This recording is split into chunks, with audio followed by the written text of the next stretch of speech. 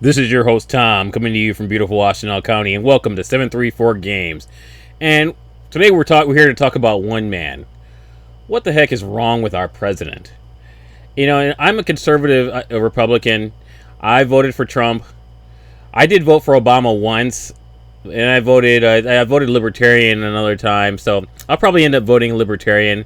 Sometimes when there's a crappy Republican, I generally vote Libertarian.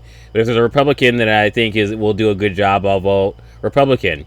And the reason I voted for Trump is because, you know, the Trump that I saw, at least the Trump that the media portrayed, was a competent businessman that, you know, built himself up. And I know he had some bankruptcies, but, you know, Walt Disney had a bankruptcy. Other you know, generally entrepreneurs have bankruptcies. And if you're an entrepreneur and you haven't had a bankruptcy, it's generally because you're not grinding hard enough. But I guess in the case of Trump, he had 5 of them, so I guess he was really grinding. And then also it came out pretty much. I mean, it's kind of came out that when his businesses came back, he wasn't really the one running his businesses. He had other people helping him, and generally those people made all the decisions. This you can probably look that up for yourself. But that's not really what I'm here to talk about. I'm not going to really put a source for that in this video. What I'm here to talk about is how he is as the president. Because what I'm seeing is a president who really hasn't done anything for the American people. Now, he said he put up the wall, or some of the wall, and when he shut the government down for 35 days, which was kind of stupid, I thought that was stupid, but I couldn't fault him heavily for that. Why? Because he promised to do the wall. That was one of his promises, his campaign promises. So I wasn't too hard on him. But when this virus was coming out and he was briefed by the intelligence agencies, you know. Now the Democrats are politicizing the coronavirus. You know that, right? Coronavirus. They're politicizing it. We did one of the great jobs. You say, how's President Trump doing? They go, oh, not good, not good.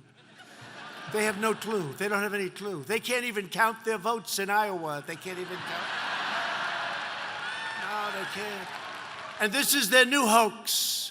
But, you know, we did something that's been pretty amazing. We're 15 people in this massive country. And because of the fact that we went early, we could have had a lot more than that. We will do. Back in November, he did absolutely nothing. At that time, Trump acted like nothing was wrong. Everything was great. He didn't want to say anything. And, you know, it's so funny because I have friends that are still Trump supporters. And, you know, when I say, well, why didn't he do something about it? Why didn't he sound the alarm? Because he's the president. And they're like, well, he knew everybody would get angry with him and they would attack him. And I'm like, but his job is not to worry about re-election. His main job is to protect the American people. His job is to sound the alarm when something like that is going on, and he didn't do that. And then when the virus hit the United States, he did very little to aid the states in dealing with the virus. It's like, I'm from Michigan, and they turned our airport into a hub. And then after they were done bringing everybody back, or all the citizens back, they just shut down, and they didn't have any CDC help for Michigan or anything. And that was something that I really did not appreciate. And looking at this coronavirus thing, I thought that this was really going to be pretty much the end of Trump. And I knew it would be. And I figured that maybe, I thought that Trump was probably going to beat Biden in November. And he was probably just going to get impeached because the Senate Mitch McConnell was not going to get back in, or at least he was going to be alone if he did get back in the Senate. They were not going to have a Republican majority in the Senate. I felt they were going to lose that majority. Then more recently, a report came out that Vladimir Putin in Russia had our troops targeted overseas, our troops and other allied troops targeted overseas for assassination. Tonight, the White House is insisting President Trump was never briefed on reports of a Russian plot to target Americans in Afghanistan. Now, members of Congress of both parties, including top Republicans, want answers. CBS's Weijia Jiang is at the White House tonight. Weijia? Major, today a group of Republican lawmakers came here to the White House for a classified briefing on that report, and tomorrow a handful of Democrats will receive one too. Their leaders are urging the administration to brief all members of Congress as questions continue to mount. Tonight, lawmakers are demanding answers from the White House about reports that Russia secretly offered bounties to Taliban-linked militants for killing American soldiers earlier this year. President Trump claims he wasn't briefed on the matter because the intelligence gathered was not credible. But CBS News has learned the president's national security aides discussed it. If you weren't briefed on this important report, how can you run an administration where something this important is not brought to your level? And they said that Trump they briefed Trump on it. Trump says that he was never briefed on it. And, you know, I was thinking maybe Mike Pence would have made a better president than Trump. I was ready for Mike Pence to take his place. But with this is going to drag Mike Pence down along with Trump.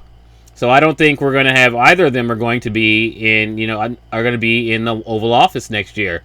We're going to get a Democrat most likely, and it's going to be because Trump is a traitor. That's unfortunate that I helped put a traitor in the White House.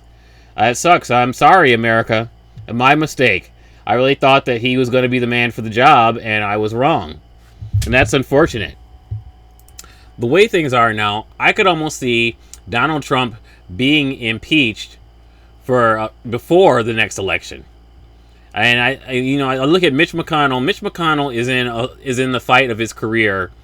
And I mean, if he cares about keeping his seat, maybe he doesn't care, and he's not going to really do anything at all. But I think that if he cares and that vote comes up for, impeachment, with this, I think that he will vote for Trump's impeachment. I look at Trump. Trump is a terrible president. He's kind of a wimp. I mean, I witnessed him tear gas protesters, peaceful protesters, so he could walk down the street.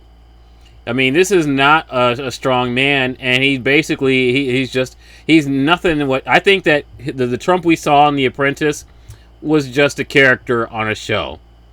And that's basically what we got, is a reality TV show president who's nothing like the person that we know from television.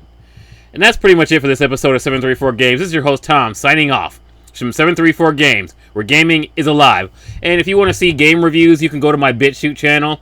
I'm sure there's a link on my YouTube. I do a lot of reviews of some really cool games. Check them out. I go indie to mainstream. But on here, those videos aren't the ones that people are more interested in. So I kind of split what I put on YouTube and what I put on BitChute. That's pretty much it. Have a good night, everybody. The White House was in the extraordinary position, Andy, of saying the president does read when asked if he reads his daily briefs. You were there. What was your experience on this front? Well, I'm really happy to hear that. It's always good to know that your president reads. It's not entirely consistent with my own experience with preparing our directors to go to sit with the president, either in national security sessions or in homeland security sessions. In those cases where the FBI was responsible for briefing or presenting a particular issue, the question we always had was, what are we going to show him on video? It was widely known that if you wanted the president's attention, you had to bring a video with you to the brief, something animated, something with pictures. And if you did not have that, you probably would not get much engagement from the president on your issue.